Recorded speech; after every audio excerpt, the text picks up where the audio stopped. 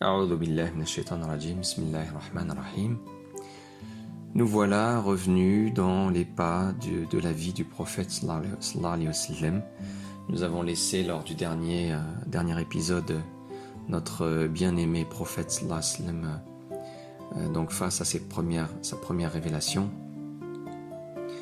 Donc le voilà donc face à Jibril alayhi salam qui refait son apparition dans le ciel après lui avoir délivré ses premiers versets. Et Jibril alayhi salam, qui a son apparence angélique, qui est sous l'apparence d'un ange, ouvre ses ailes et remplit l'horizon.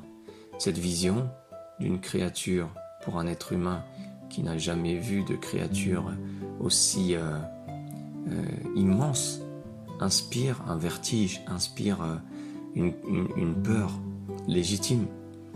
Vous savez, quand on n'a pas l'habitude de voir des choses gigantesques, quand on les voit, on est épris d'un vertige. Il n'y a qu'à voir comment on est lorsqu'on est dans des hauteurs anormales. Eh bien, ce vertige-là, il peut avoir lieu de différentes manières. Ici, le prophète sallam, il a été vraiment pris de vertige. Il a été inquiet. Son inquiétude, elle était vraiment à un haut degré, à un haut niveau. Et Jibril alayhi salam qui lance un appel qui sort de l'ordinaire, une voix d'ange à travers le ciel, et qui dit au prophète sallallahu alayhi wa sallam: tu es le messager de Dieu. Ya Muhammad, tu es le messager de Dieu. Il insiste qu'il est le messager de Dieu. Et il se présente: je suis Jibril. Donc voilà subhanallah, la scène qu'on ne peut pas peindre, on va dire avec un pinceau, et qu'on peut imaginer, qu'on peut essayer de se laisser traverser par cette scène. Le Coran, de quoi il s'agit? Il peut être intéressant ici d'en toucher quelques mots. Le Coran, c'est la parole de Dieu. Voilà comment on pourrait la définir. C'est une parole de Dieu, descendue par fragments, par l'intermédiaire de l'ange Jibril alayhi salam, et il sera écrit par ses compagnons. Donc à chaque descente, assez rapidement, les compagnons écriront à plusieurs les fragments de ces versets descendus sur des fragments de pierre, des fragments d'os ou de peau. Donc vous voyez que au départ, le Coran sera dispersé, sera éparpillé, il sera appris par cœur très rapidement. D'ailleurs, à la mort du prophète sallallahu alayhi wa sallam, il y avait déjà quelques compagnons qui le connaissaient déjà par cœur, et quelques mois après sa mort, le nombre de personnes qui le connaissaient par cœur s'est multiplié. Donc c'était une manière de préserver, on a parlé tout à l'heure de ce miracle, de préserver le Coran. Mais parmi les moyens de le préserver, ça a été cette deuxième voie d'écriture. Cette deuxième voie d'écriture qui était entre les mains dispersées parmi certains compagnons qu'on appelait les compagnons scribes. Voilà, donc le prophète sallallahu alayhi wa sallam, suite à cette révélation, va se réfugier auprès de son épouse Khadija radiyallahu anha, qui va la rassurer sur l'annonce de sa mission. Elle va la rassurer parce que très certainement qu'elle avait cette intuition profonde aussi, comme la mère de Mohammed sallallahu alayhi wa sallam l'a eu, et comme d'autres personnes autour de lui. On verra comment Abu Bakr Siddiq radiyallahu anhu aussi avait cette intuition. Il lui dira qu'il savait qu'il ne pouvait pas être juste un homme banal, qu'il allait avoir une mission importante. Il en avait l'intime conviction, de par le lien d'amitié profond qu'il avait avec le prophète Mohammed sallallahu alayhi wa sallam. Eh bien, notre mère Khadija le rassure, lui dit: mais s'il t'a dit ça, c'est que très certainement que c'est la réalité. Je ne peux pas imaginer que tu puisses devenir, que tu puisses être touché par le djinn ou par une maladie ou par une folie, ou tu es quelqu'un qui est généreux, quelqu'un qui traite bien l'orphelin. Donc elle lui rappelle ses qualités. Donc elle dit: Dieu ne peut pas te laisser. Donc il y a cette conviction. Donc Khadija, on voit ici aussi qu'elle partage déjà la foi d'un Dieu unique avec son époux, Mohammed sallallahu alayhi wa sallam. Et donc, il va même y avoir une mise en scène que Khadija, radiyallahu anha, que Dieu l'agrée, va mettre en place lorsque le prophète Mohammed sallallahu alayhi wa sallam va lui dire « Je vois Jibril maintenant, je vois l'ange ». Elle dit « Tu le vois ?» Il dit « Oui ». Donc pour savoir s'il s'agit d'une créature bienfaisante ou d'une créature malfaisante, Khadija va demander au prophète sallallahu alayhi wa sallam de se rapprocher de lui. Il va dire « Est-ce qu'il est toujours là ?» Il va dire « Oui ». Elle dit « Maintenant mets ton bras ». Donc ils se sont mis dans une situation un peu plus intime au sein d'un couple. Et elle lui demande « Est-ce qu'il est toujours là ?» Et là, il lui dit « Non, il est parti ». Il dit « Eh bien, sache que c'est un ange, ça ne peut pas être une créature malfaisante. Elle serait restée, elle n'aurait pas été gênée par cette situation. » Alors, ce qui est intéressant de savoir ici, c'est que Khadija a un cousin. Elle a un cousin qui s'appelle Waraqa, un cousin qui est chrétien, qui a embrassé la religion de Sidna Isa, Jésus alayhi salam, qui est très pieux et qui, pareil, est attaché au monothéisme de Sidna Isa alayhi salam, donc la croyance en un Dieu unique. Et donc, du coup, elle est, on va dire, familiarisée et rassurée parce qu'elle a pu probablement entendre de ce cousin. Donc, et d'ailleurs, elle va le voir pour lui décrire la situation, pour lui décrire l'événement. Et là, Waraqa, en lui posant quelques questions, eh bien, elle va en arriver à la conclusion que Mohammed sallallahu alayhi wa sallam est bel et bien le nouveau prophète, et Jibril alayhi salam, il le reconnaît en le mentionnant comme le Namus. Il dit que c'est l'ange envoyé de Dieu pour les prophètes. Donc il va reconnaître par toute la description de Khadija radiyallahu anha, il va reconnaître tout ça. Et Waraqa était un homme aveugle qui ne pouvait, et assez âgé, et donc il a exprimé le souhait, il a exprimé l'envie de pouvoir soutenir le prophète Mohammed sallallahu alayhi wa sallam lorsqu'il sera rejeté par les siens. Donc déjà, on voit ici une deuxième annonce sur le fait qu'il n'y a pas un prophète qui vient sans être éprouvé. Donc ça, il le redit, il le réentend, le prophète sallallahu alayhi wa sallam, à travers la bouche de Waraqa.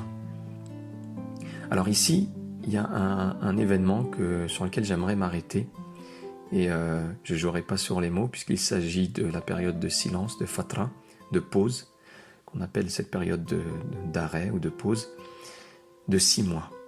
C'est-à-dire qu'après ces premiers versets révélés et cette première visite de Sidna Jibril alayhi salam, durant lesquelles le prophète sallallahu alayhi wa sallam a progressivement s'est apaisé et progressivement il a accepté la situation. Il a digéré, on pourrait dire, cet événement extraordinaire. Eh bien, juste après, Dieu va le soumettre à une épreuve plus grande. Cette épreuve, c'est une épreuve à laquelle les prophètes ne sont pas seuls soumis. Cette épreuve, tous on la traverse. Chacune et chacun d'entre nous. C'est une épreuve de silence, de blocage. Certains parlent de blocage dans leur cheminement. Certains parlent on ne ressent plus rien. Et souvent, ça arrive après les premiers temps où on goûte à la foi. Les premiers temps où on découvre la foi. Qu'on se convertisse ou qu'on se repente. Dans tous les cas, il y a une première période vraiment de miel. Certains feraient cette analogie. Une période au goût agréable. Une période, subhanallah, qui vraiment nous marque. On s'en souvient. Donc ça veut dire qu'elle est vraiment très, très forte, très puissante. Et cette période-là, on l'a sans effort.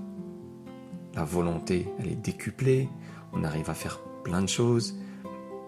On a envie de tout donner pour Dieu, subhanahu wa ta'ala. On va lire, tout est facile, on est léger durant cette période-là. Et pourtant, elle est suivie d'une autre période.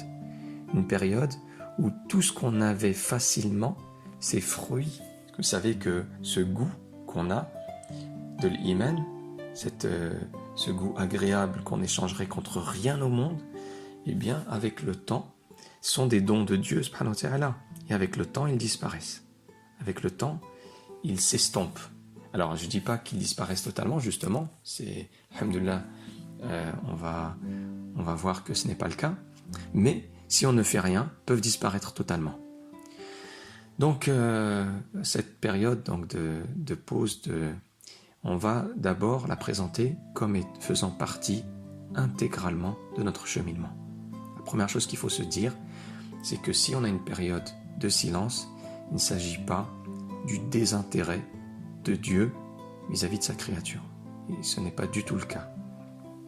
Dieu subhanahu wa ta'ala, dans de nombreux hadiths, nous montre, hadith qudsi, dans les versets, nous montre que son intérêt pour la créature qu'il a faite, l'être humain, son intérêt est très grand. D'ailleurs, dans un hadith qudsi, dans le sens de ce hadith, il est dit que Dieu, dans ce hadith, se plaint. Dieu se plaint de ces créatures qu'il a créées, à qui il a tout donné, et qui vont adorer d'autres que lui. Et subhanallah, un pieux faisait remarquer que pour que le Créateur se plaigne, il dit on pourrait donner un exemple entre nous.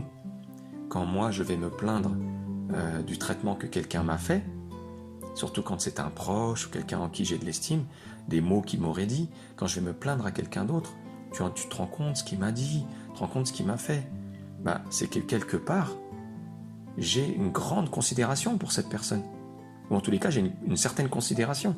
Si c'est quelqu'un en qui je n'ai aucune, pour moi qui est inexistant, pour moi qui n'a aucune valeur, s'il me lance un mot quelconque, je serais peut-être un petit peu contrarié, mais bon, ça ne m'empêchera pas de dormir.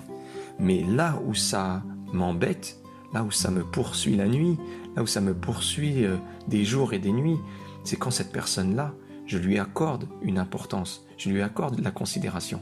Donc, Wallahu al-Mithal a'la, le meilleur exemple appartient à Dieu. Vous voyez que Dieu, subhanahu wa ta'ala, il ne se désintéresse pas de sa créature.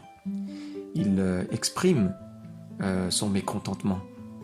Il déclare sa plainte de cette créature qu'il a faite et qui se détourne de lui, qui se détourne de son amour.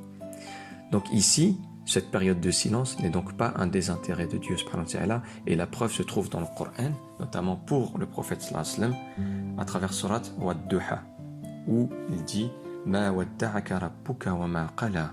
Ce qui inquiétait le prophète sallallahu alayhi wa sallam durant cette longue période de silence, c'était que Dieu subhanahu wa ta'ala se soit détourné de lui ou se soit mis en colère contre lui. Vous savez, quand vous avez le silence de votre compagne, un silence que vous n'arrivez pas à percer, secret, vous êtes inquiet, vous dites qu'est-ce que j'ai pu faire, qu'est-ce que j'ai pu lui faire de mal, vous vous remettez en question, vous avez beau l'interroger, la questionner, elle ne vous répond pas. Donc si on ressent ce sentiment entre nous, les créatures, eh bien imaginez ce que c'est pour le prophète sallallahu alayhi wa sallam, après avoir, rappelez-vous, avant les révélations, c'était ce grand amour, c'était ce grand élan, ce grand besoin qu'il a eu d'entrer en contact. Donc il ne s'attendait très certainement pas à ce type de contact-là, aussi réel, aussi concret que la révélation, mais il était porté vers ça. Et donc, suite à ça, après cette période de bouleversement que ça a eu pour un être humain, d'accueillir le Coran en lui et de vivre tout ça, eh bien il s'agissait de se rendre compte de ce qu'il venait de gagner. Dieu, le Tout-Puissant, s'adressait à lui. Dieu, le Tout-Puissant, commençait à se présenter. Iqra. Celui qui t'a créé d'une adhérence. Donc il commence à montrer, ce Créateur, l'attention qu'il a eue et à partir de quand. Donc en remontant et au fur et à mesure des versets, Dieu va vraiment remonter très très loin. Mohammed sallallahu alayhi wa sallam est encore loin de se douter qu'il a été créé des millénaires avant sa venue. Tout ça, il va le découvrir. Donc cette attention, cette grande marque d'amour, à peine Dieu subhanahu wa ta'ala a donné ses premières révélations, qu'il impose un silence de 6 mois au prophète sallallahu alayhi wa sallam. Et là, ça a un effet qui décuple le besoin et la crainte et qui fait couler les larmes du prophète sallallahu alayhi wa sallam. À côté de ça s'ajoutent ces premières personnes à qui le prophète sallallahu alayhi wa sallam s'est adressé autour de lui. Parmi ces personnes, certaines sont mal intentionnées ou sont tout de suite pris de jalousie de cet honneur que le prophète sallallahu alayhi wa sallam a. Abu Lahab sera dès le début, son oncle sera un ennemi acharné, comme on en a parlé précédemment. Et donc les premières railleries, moqueries vont tomber. Alors ton Dieu t'a abandonné, ton Dieu, où est ton Dieu? Donc vous voyez ici que ces 6 mois-là seront vécus très difficilement. Donc j'insiste sur un fait, et je m'arrêterai là-dessus, c'est que cet événement-là peut être vécu par tous, et le fait qu'on goûte au début facilement aux fruits de la foi, c'est une manière de nous dire poursuis tes efforts, parce que au-delà de ces fruits-là, il y a quelque chose de plus grand. Il y a quelqu'un de plus grand qui t'attend et vers qui tu dois cheminer, qui est Dieu Tout-Puissant. Donc, voyez ici que le fait d'adorer Dieu, de continuer à faire des efforts, malgré qu'on ne reçoit plus ces petites friandises, ces beaux rêves, ces douceurs, on pourrait dire, qui nous viennent du ciel, eh bien, c'est une preuve de sérieux dans ton cheminement, ce qu'on appelle al-istiqama. Donc continuer à faire effort et continuer à pleurer Dieu, à pleurer ce sentiment qu'on a de ne plus ressentir les choses de la même manière. Et sachez, et ça c'était un autre exemple que donnait un homme pieux, il disait, subhanallah, au début, quand tu viens chez quelqu'un de généreux, quelqu'un de très important, quand tu es invité chez lui, eh bien, et que tu arrives à l'improviste, il va te présenter ce qu'il a déjà, ce qui est déjà prêt. C'est un peu, vous savez, quand vous arrivez, vous entrez dans la foi, eh bien, il y a tous ces plats et ces délices qu'on te présente, que les anges t'apportent et qui te font vivre cette foi. Mais par la suite, eh bien, on va te préparer quelque chose de plus grand. On va te parier. Donc ça, c'est un pieux qui parle, donc qui a vécu cette expérience-là. Donc c'est intéressant de voir comment il explique la chose pour nous la rendre audible, pour qu'on puisse se la représenter. Il dit, eh bien, ensuite, il va demander, cette personne généreuse, il veut pour toi quelque chose de plus grand. Donc il va demander dans les cuisines à ce que tout le monde se mette en marche et qu'on te prépare le grand repas, le grand festin. Eh bien, entre le moment où il prépare et le moment où tu as goûté à ce qu'on t'a mis déjà tout de suite présent, eh bien, il y a un temps qui va s'écouler. Et dans ce temps-là, il dit, libre à toi de rester et d'attendre ce qui va arriver, et de patienter, ou libre à toi de partir. Si tu pars, tant pis pour toi. Tu te seras privé d'un plat bien plus grand, d'un festin bien plus important. Au-delà de cet exemple, ce qui est important de retenir, c'est que ces moments de silence, ces moments où on ne ressent plus rien, font partie de notre éducation. C'est de s'interroger sur la cause profonde, la finalité pour laquelle on fait les choses. Est-ce qu'on les fait pour ressentir des choses ou est-ce qu'on les fait pour plaire à Dieu, pour satisfaire Dieu? Il y a des choses qu'on fait pour lesquelles on ne ressent pas ou on n'est pas amené à ressentir des choses quand on est dans l'effort combatif dans le sens général du terme, c'est-à-dire le fait de défendre des causes qui rejoignent l'islam, le fait de protéger ou défendre ceux qui subissent des injustices. On ne ressent pas forcément des saveurs spirituelles, d'isolement, etc. C'est des moments difficiles quand on est dans le travail associatif, il y a des frictions, Eh bien, pourtant, Dieu subhanahu wa ta'ala est satisfait de cet état des choses, est satisfait de cet effort qui est fourni. Donc rappelons-nous que ce moment de silence fait partie de notre cheminement. Et donc je m'arrête là. Wassalamu alaikum wa rahmatullahi wa barakatuh.